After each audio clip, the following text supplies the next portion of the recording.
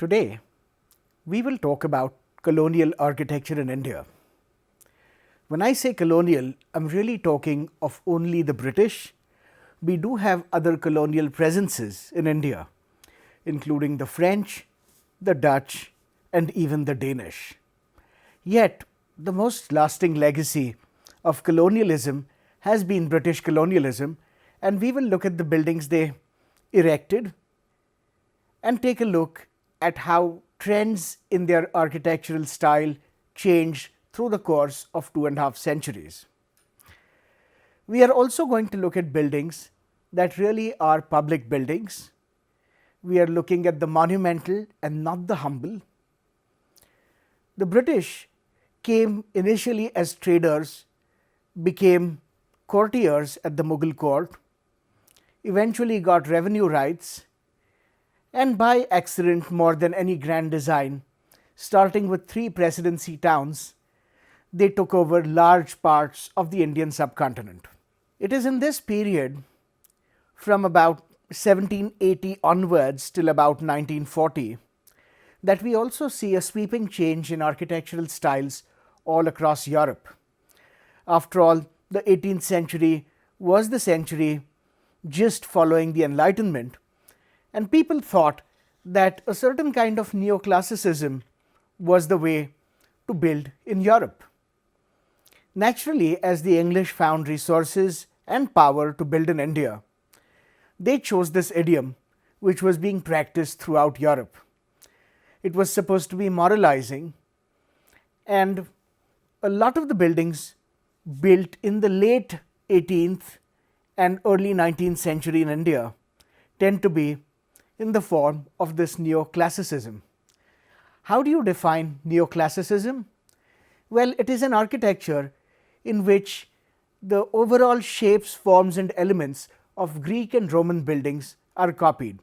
So, buildings from classical antiquity are replicated with an understanding that if there was a period of enlightenment in the classical age, the new enlightenment must also follow similar architectural styles. These buildings are marked by columns, which you see in front here. These columns typically follow what is called the order of columns: Doric, Corinthian, Ionic, and sometimes Tuscan. These columns are defined by the kinds of capitals or tops they have, and also by their proportions. These columns usually support a triangular element called a pediment. It is this facade that really marks a building as neoclassical, as we will see in the next few examples. Also note the very high plinth that the building stands on. Most of the neoclassical buildings were 2 stories, at most 3 stories tall. If anybody has seen movies like Jalshaghar, directed by Satyajit Ray, you will notice that the Zamindar's house is also built in this idiom, most likely in the 19th century. It was not just in the presidency towns of Calcutta and Bombay and Madras that you find neoclassical buildings, but also in places where the British had a significant presence, such as the Residency in Hyderabad. The front of this building was completely in a neoclassical mode, a 2-story high building, but yet the porch was a single double-storied porch supported on 6 columns with a pediment on top. The rear end of this building was more Indian. If you look at something like the town hall in Bombay at what is called Horniman Circle now, which was earlier called Elphinstone Circle, this town hall, which houses the Asiatic Society of Bombay, built in the 1803-1804 period when Bombay is really getting built, is built in the neoclassical style. Again, it has the characteristic facade with columns and a pediment. Now, while this style was very popular, it was not completely suited to weather conditions in India. But even though it fell out of favor over a period of time, it persisted in small quantities long after its heyday. The Great Eastern Hotel in Calcutta, built in 1841. This hotel did not have the characteristic pediment, but it still did have the columns, except in this case they were composed in a completely new way. So while this was a building that carried all the classical elements, it was not a neoclassical building per se. You had a number of permutations and combinations of neoclassical elements to create architecture that was suitable for the weather in India. So a large number of British bungalows, in fact even some of the bungalows in Lutyens, Delhi in the 20th century, are built in this idiom where neoclassical elements such as Tuscan columns are used to make the porches, but yet the building itself in its overall massing and composition is not a neoclassical building. A number of churches in both Calcutta and Bombay were built along the lines of St. Martin in the Fields at Trafalgar Square. And this church, which uses neoclassical elements, became a very popular model for churches across India till the Gothic swept in. The British in Calcutta did really try to create a completely urban landscape with elements that looked like they had been picked from late 18th and early 19th century England, which was very unlike what happened in Bombay 50 years later, when they tried to create a Bombay of its own contemporary times, which is to say buildings that were being constructed in Victorian Gothic in England were the kinds of buildings that were being constructed in Victorian Gothic in Bombay. But neoclassicism has its greatest flourishing in Calcutta, and by the time Bombay is on the rise in the 1850s and particularly the 1860s, with the boom in opium and also the boom in cotton caused by the American Civil War, we come to something that is Victorian Neo-Gothic. A last example of the kind of widespread reach of neoclassicism are the Ripon buildings built quite late in the early 20th century in Chennai, then called Madras. Opera House in Bombay, a kind of mannerist take on the neoclassical, and of course the Mythic Society in Bangalore, which also is a very late example of a neoclassical facade. The Neo-Gothic of Bombay is really championed by the governor of Bombay, Sir Bartle Frere. Frere was of the opinion that modern cities need to have a certain number of institutions that make them modern. These included railway stations, museums, post offices, universities, libraries, markets, and for all these the style that he felt was most appropriate architecturally was the Neo-Gothic. Now the Neo-Gothic picked up in Bombay partly because of the encouragement of Bartle Frere, but also because the region was well versed in carving stone. Dressed ashlar blocks were very common in the native architecture there. You had the labor, you had the material, you had a willing patron, and you had this raging style through Europe, particularly in England, championed by a gentleman called Augustus Welby Pugin, who had championed Gothic for the Houses of Parliament in England in the 1830s. There was a big debate in England about what style the Houses of Parliament should be built in after the old ones were burnt down, and Pugin, along with a number of supporters in Cambridge, rallied the cause of Gothic, saying this was a style that really reflected the nationhood of England. Let us not forget that the early 19th century was a period when nations across Europe were defining themselves typically as monolithic races with a shared history. And a number of people in England, particularly architectural thinkers, thought that what Gothic represented were values that were very dear to their Englishness.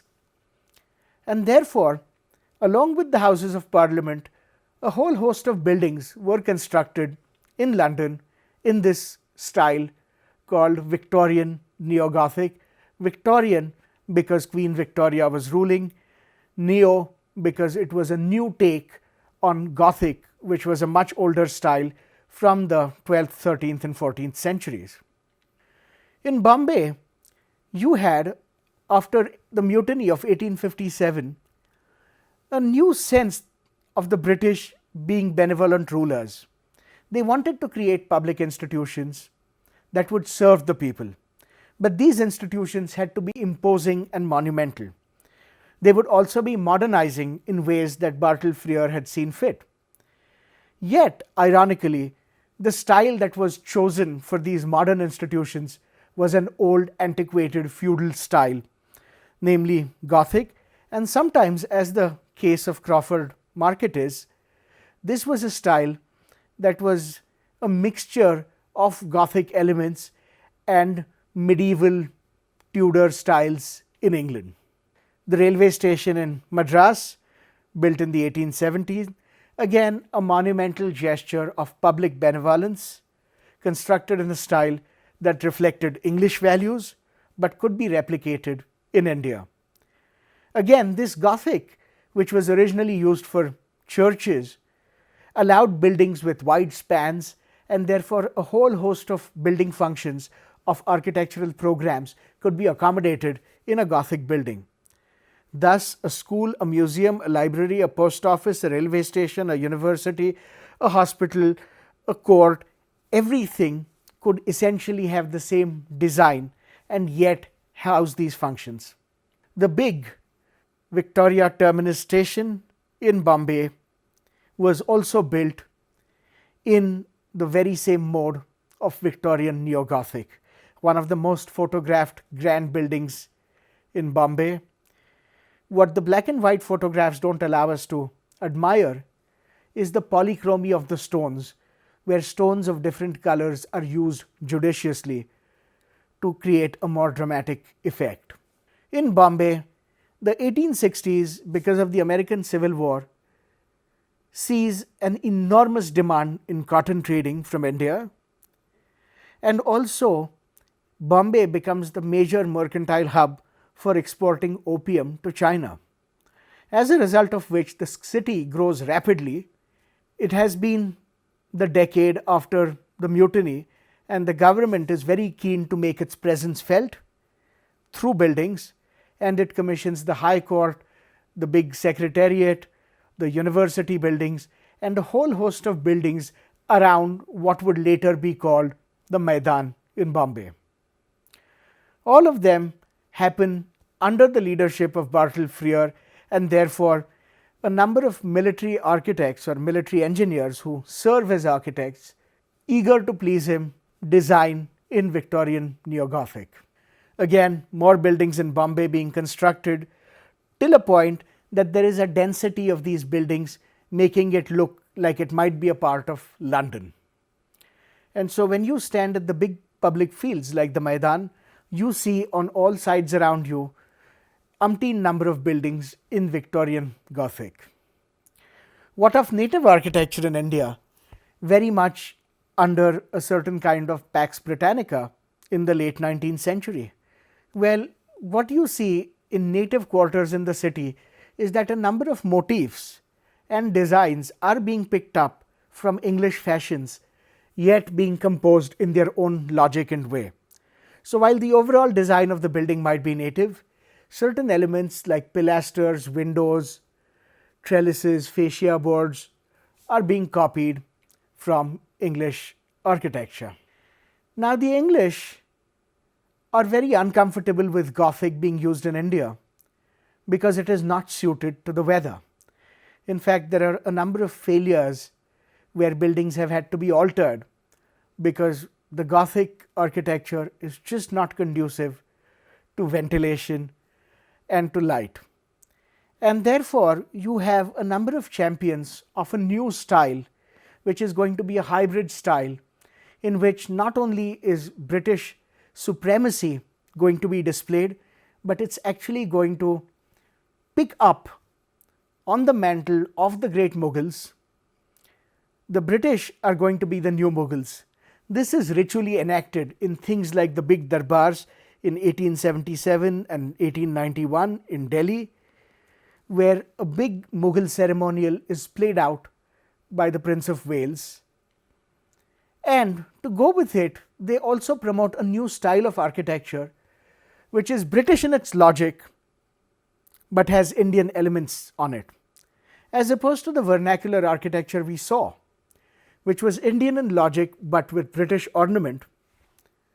The British architects of this new style called Indo-Saracenic rely on British manor-like designs, onto which are affixed a number of decorative and ornamental elements derived from the great book called the Jaipur Portfolio.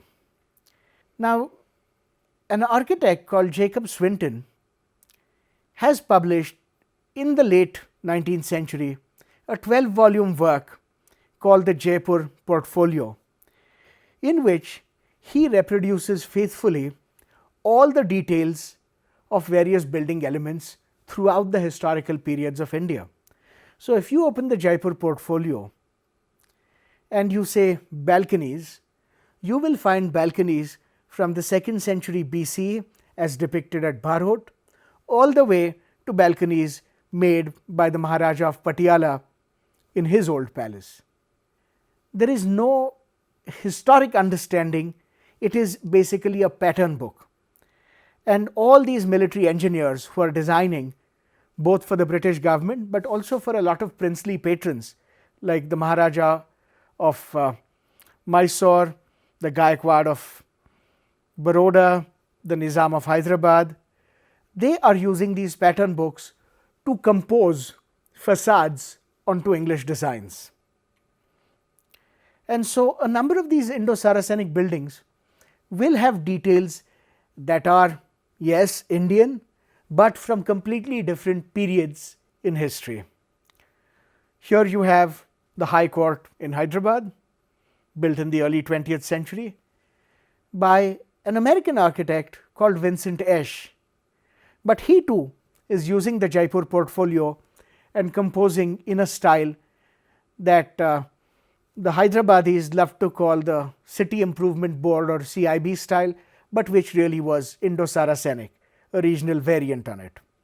In fact, this Indo-Saracenic spreads way beyond India and is even used as an appropriate secular style in places in Southeast Asia, such as Kuala Lumpur, where the railway station built in 1910 is built in this Indo-Saracenic style.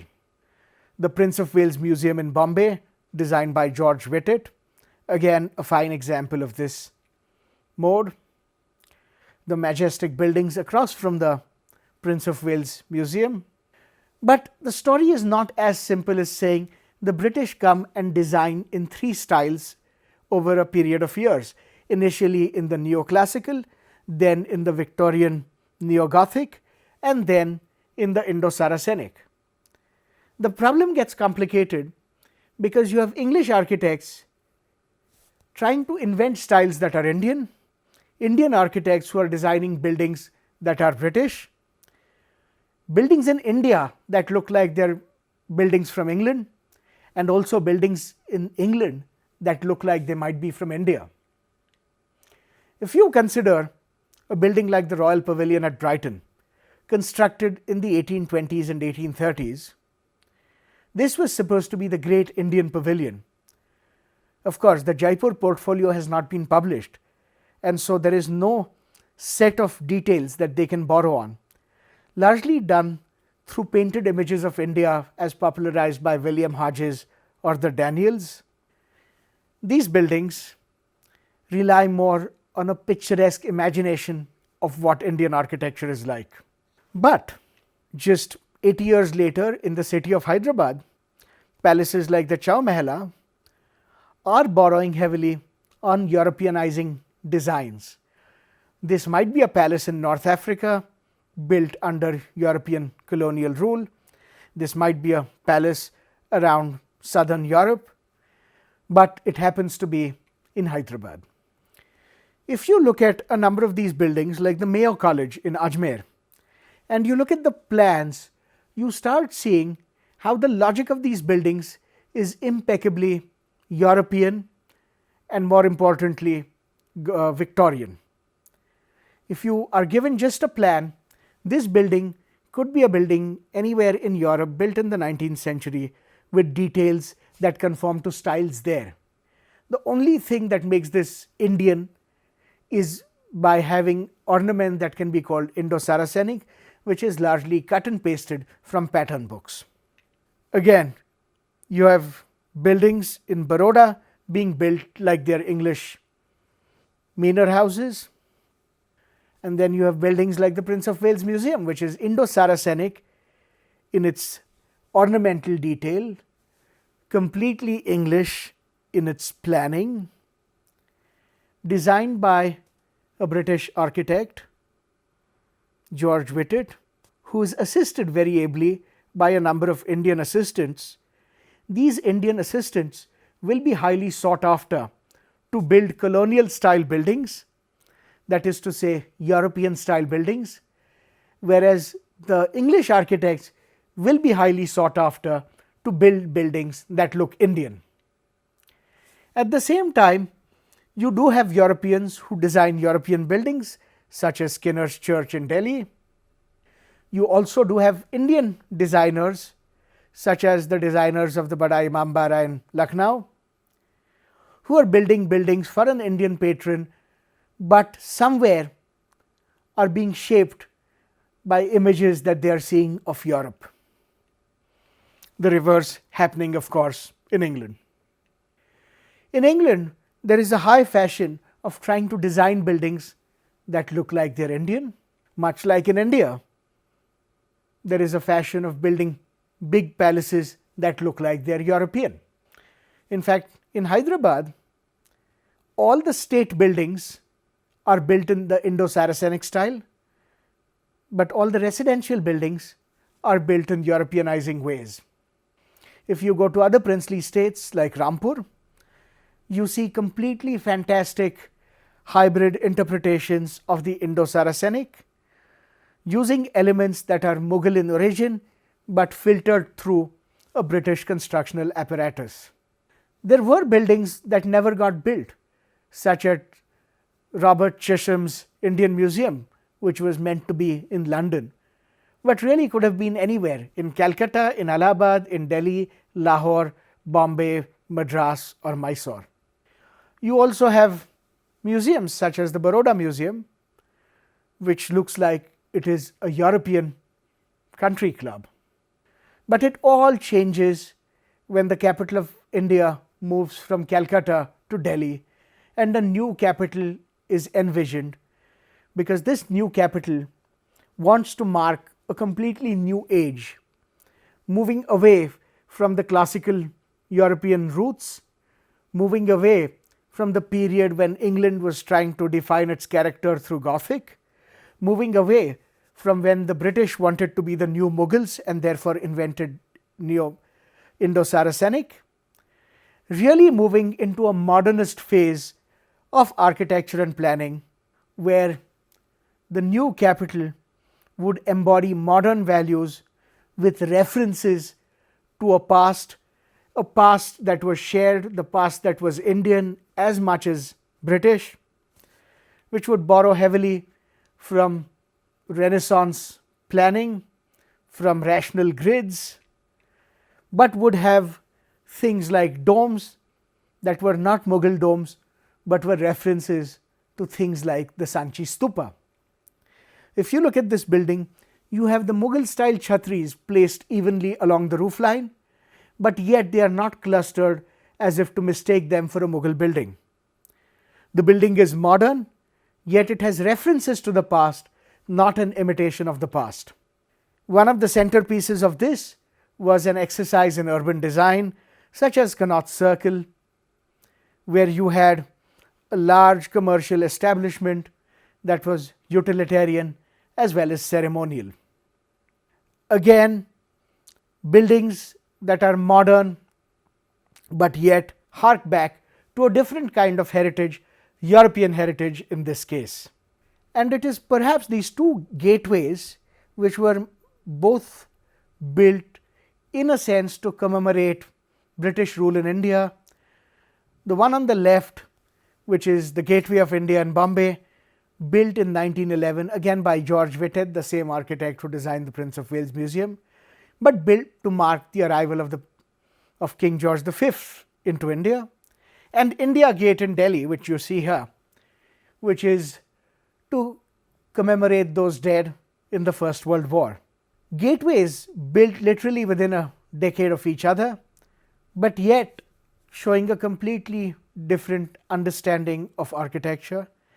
The Gateway of India trying to replicate in an Indo-Saracenic mode details from the Jaipur portfolio, trying to be an Indian building for a new master who had replaced the Mughals, whereas the India Gate is really a modernist enterprise which relies on Indian elements such as the little dome on top, but also a lot of European representations of historic architecture. Thank you.